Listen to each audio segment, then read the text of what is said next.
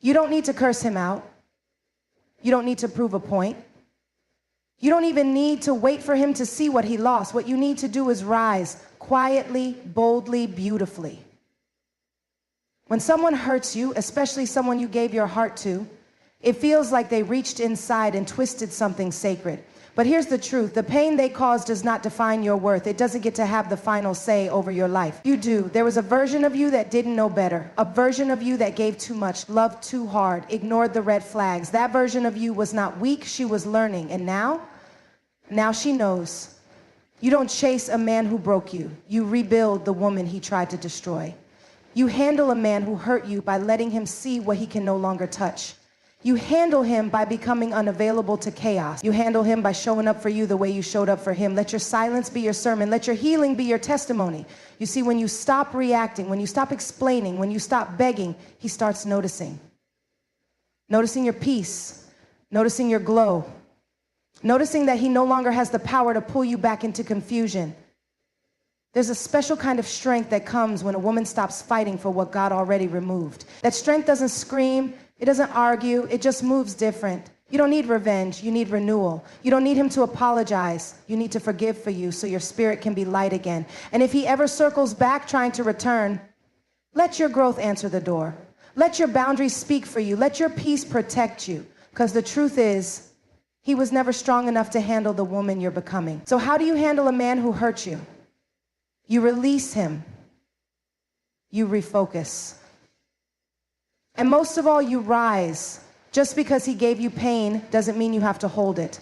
Just because he handed you heartbreak, disappointment, confusion, that doesn't mean you have to live with it like it's part of your identity. You are not the wound. You are the woman who survived it. There comes a moment in every woman's journey when she realizes, I may not have had a choice in how he treated me, but I have every choice in how I heal from it, and that is power. That's the moment you stop dragging around memories that don't serve you. That's the moment you stop replaying conversations that won't ever change. That's the moment you drop the bag of pain at the altar and say, this doesn't belong to me anymore. See, we often confuse love with responsibility. You felt responsible to fix what he broke, to carry the guilt for why he changed, to hold on to the what if and maybe if I was enough. But sis, hear me, you are not the problem. His inability to value you is not your burden to carry.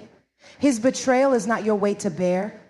You don't have to carry pain like it's your punishment. You can lay it down and walk in peace. You can breathe again, smile again, dream again. Let him carry what he created. Let him sit with the silence he caused. Let him deal with the consequences of hurting someone who only wanted to love him right. Your job now is to set yourself free, not by pretending it didn't happen, but by choosing that it no longer has power over your future. The pain he gave you, that's his legacy. But the healing you choose, that's yours. You don't have to carry what's not yours anymore. You are allowed to drop it, bless it, and move forward with nothing but grace in your hands and fire in your spirits. Closure doesn't come from him, it comes from your healing. Closure doesn't come from him, it comes from your healing. There is a misconception that closure is something we get from others, that if we get the right words, the right apology, the right explanation, somehow we'll feel whole again. But the truth is, closure is not something anyone can give you, it's something you give yourself. We often place our healing in the hands of the person who hurt us, waiting for them to fix what they broke, to say the words that make everything make sense. But here's the harsh reality. They may never say those words. They may never apologize. They may never acknowledge the hurt they caused. And if you're waiting for them to come back with a neat little bow of an explanation, you will spend your life in a cycle of waiting for something that may never come. Closure is a decision, not an event. It's the decision to stop waiting for the apology you may never receive. It's the decision to stop replaying the moments where you feel abandoned, betrayed, or misunderstood. It's the decision to stop allowing your peace to be dependent on someone else's action. You see, healing doesn't begin when he admits his wrongs. Healing begins the moment you stop depending on him to make you whole. Healing begins when you choose to stop allowing his actions to define your worth. Healing begins when you make the bold decision to say, I am worthy of peace, of joy, of freedom, whether or not he ever recognizes what he took from me. Real closure happens when you accept that you cannot control how someone else feels about you, but you can control how you respond. Real closure comes when you realize that what they did to you does not determine your future. You don't need them to understand your pain to heal from it. You don't need them to validate your emotions for you to move forward. You need only your own courage to walk away from the past that no longer serves you. True closure is when you stop giving him the power to influence your future. Is when you reclaim your narrative, when you decide that the story he wrote for you doesn't have to be the one you live out. You write your own chapter, and in that chapter you heal, you grow, and you thrive. The longer you stay waiting for his version of closure, the longer you stay stuck in a place where you can't move on, where you can't grow, where you can't become who you were meant to be. The moment you decide that your healing is in your hands is the moment you finally set yourself free. So stop waiting for him to make it right. Stop waiting for him to give you the answers. Stop waiting for him to validate your feelings. Your closure is found in your healing, in letting go of the belief that you need him to understand or apologize for you to move on. Let the peace you've been searching for come from within you, not from his words, not from his actions, not from his recognition. You don't need him to write the ending to your story. You are the author of your life. And when you decide to heal, when you decide to choose your peace over the past, you will find closure waiting for you on the other side. Your silence speaks louder than your reaction. Your silence speaks louder than your reaction. In moments of hurt, betrayal, and frustration, our instinct is often to react. We want to shout. We want to prove we're right. We want to make the other person feel what we feel. But here's the thing about reaction. It's temporary. It's a burst of emotion that, no matter how loud or intense, fades away. It doesn't leave a lasting impression on the person who hurt you, and most importantly, it doesn't heal the wound inside of you. But silence has power. Silence carries weight in ways that words never could. Your silence is not weakness, it is strength. It is control.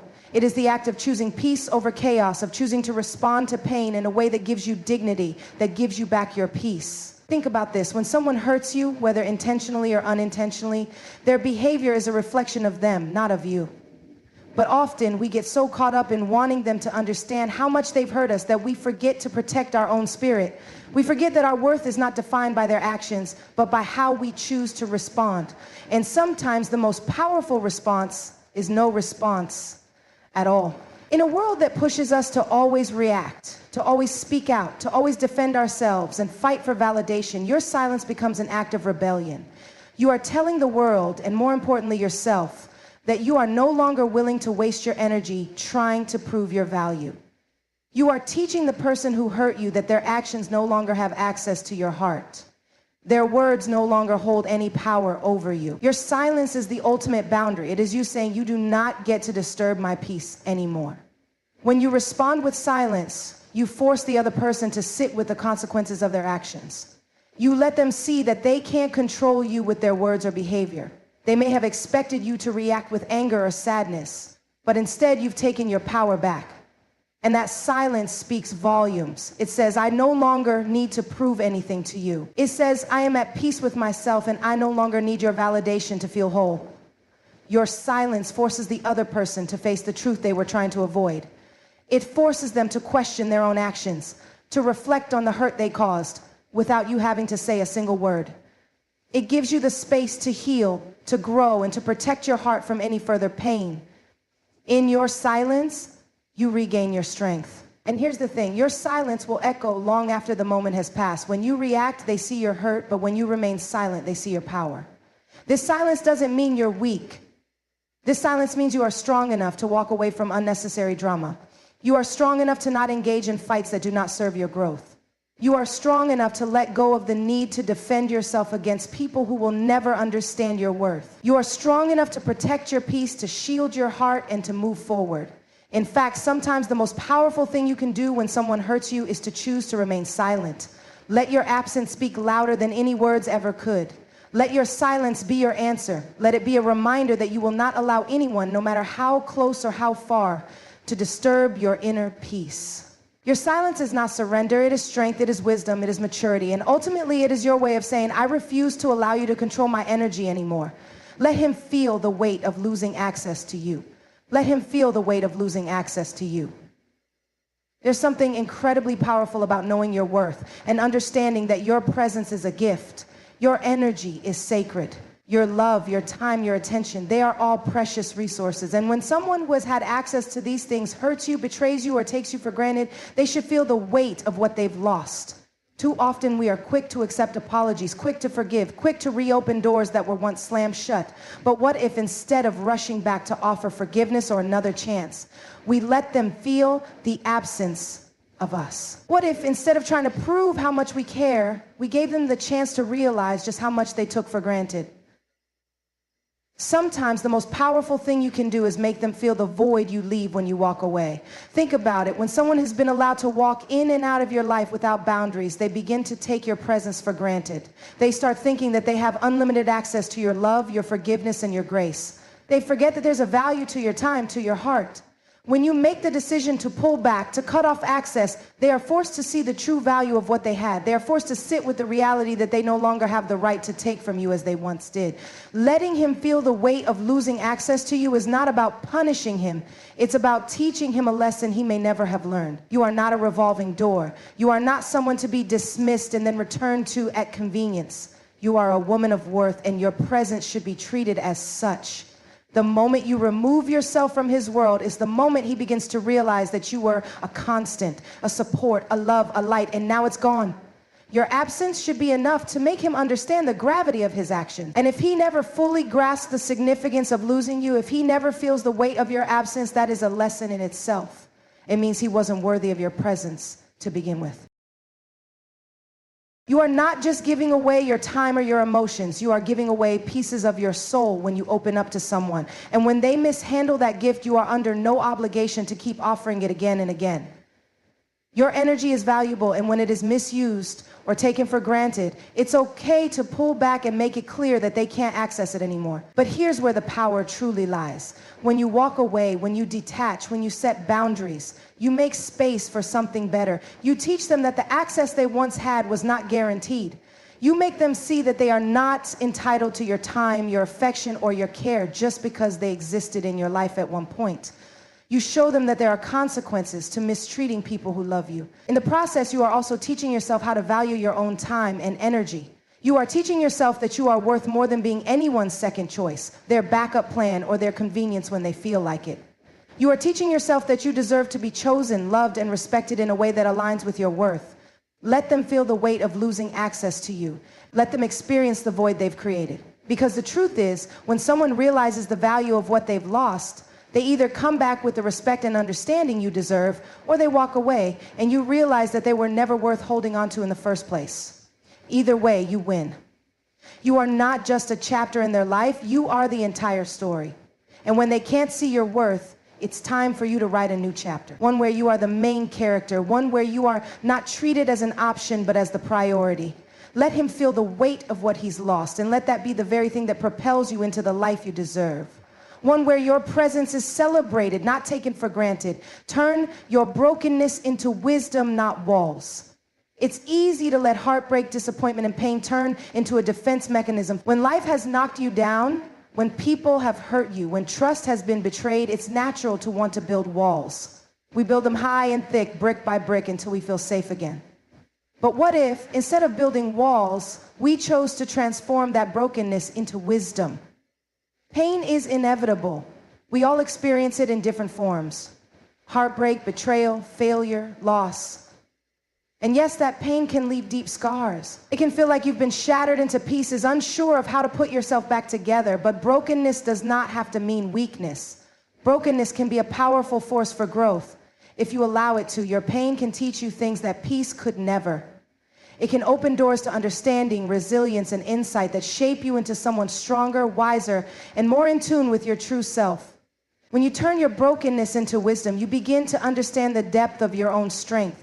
Every time you've been hurt, every time you face a setback, you've learned something valuable about yourself. You've learned what you're willing to tolerate, what you can't accept, and what your boundaries truly are.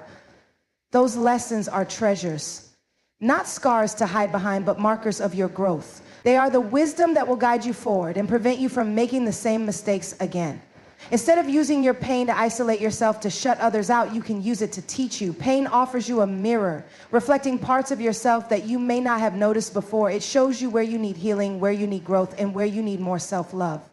And when you transform that pain into wisdom, you start to see it as a tool, not a punishment. Walls keep people out, but they also trap you in. They keep you from experiencing the love, joy, and connection that you deserve. Walls prevent growth because they block the very thing that heals us, vulnerability. Vulnerability is not a sign of weakness, it is a sign of courage.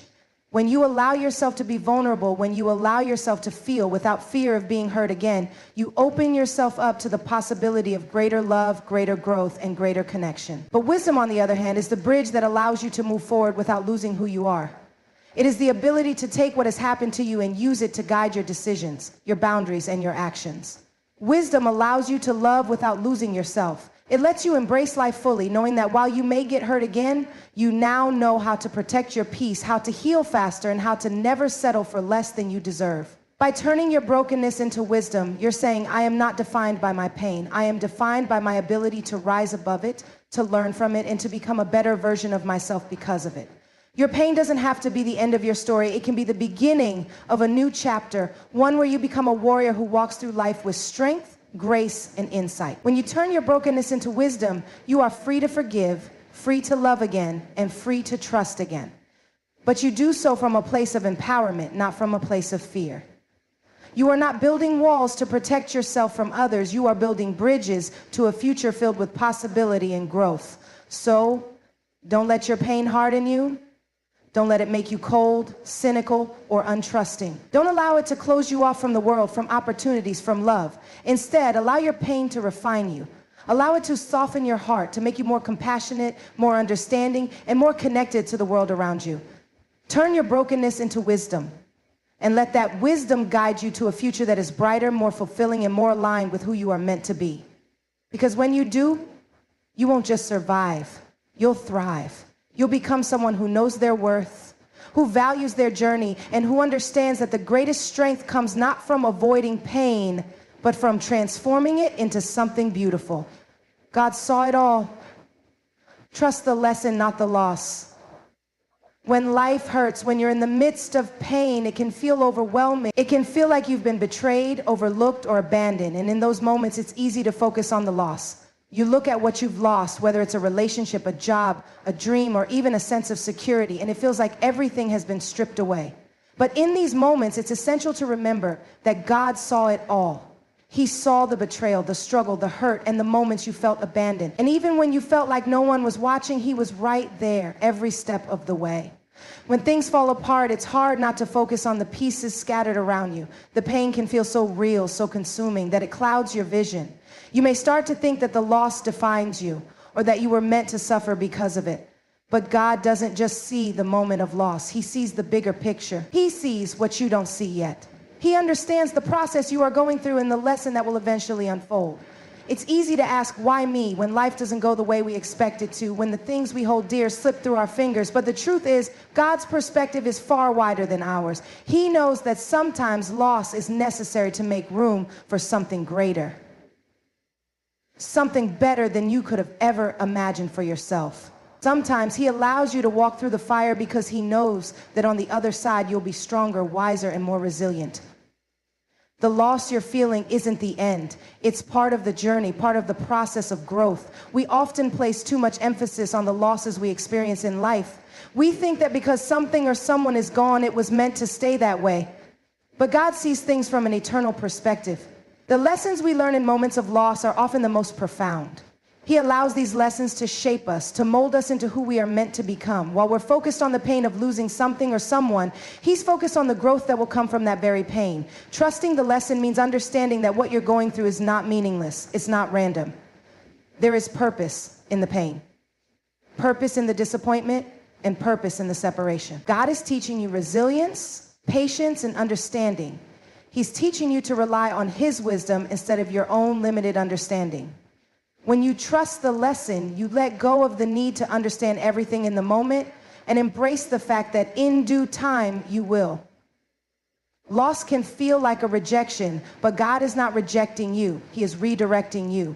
He is guiding you towards something more aligned with your true purpose. He's clearing the path for something greater to emerge. The lesson is about learning to trust Him, to trust that He has your best interests at heart, even when it doesn't make sense. Even when the pain is so real, God is still present.